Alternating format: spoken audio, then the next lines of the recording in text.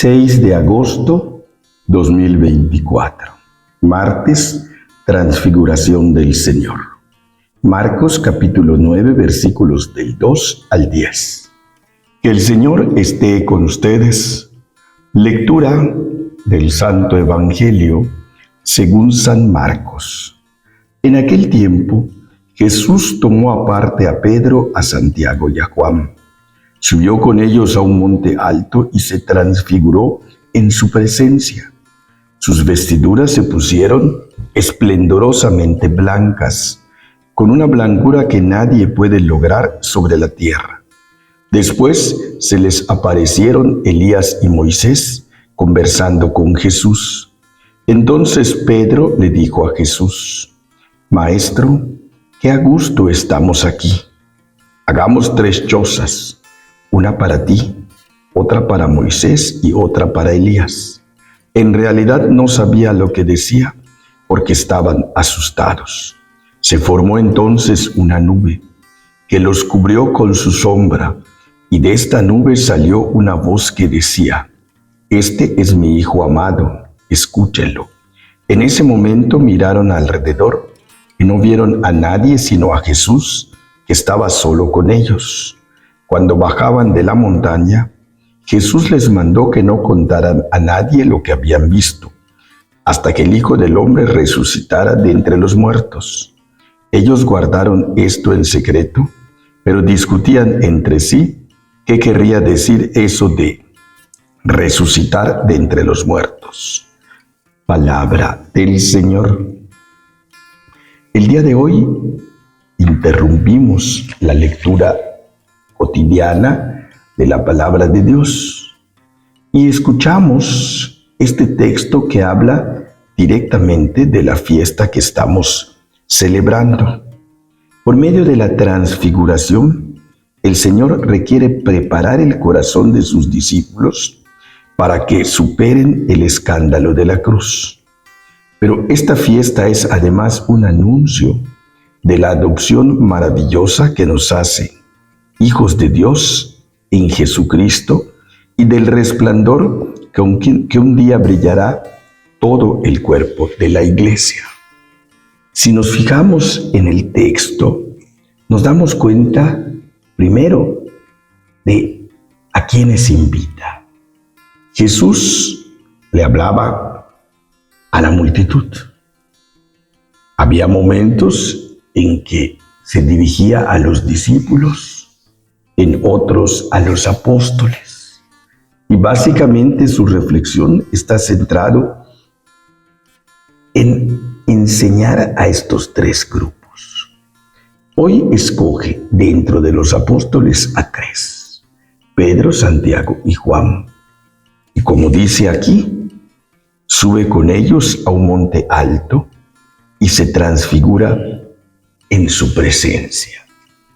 Es muy interesante lo que quiere mostrarles. Si lo vemos desde lo previo, Santiago y Juan habían sido discípulos de Juan el Bautista. Si lo vemos en el momento de la reflexión, eran 3 muy participativos. Y si lo vemos en lo posterior, el encargo que cada uno tendría es muy fuerte en medio de todos los apóstoles y de todos los que continuaron la obra de Jesús.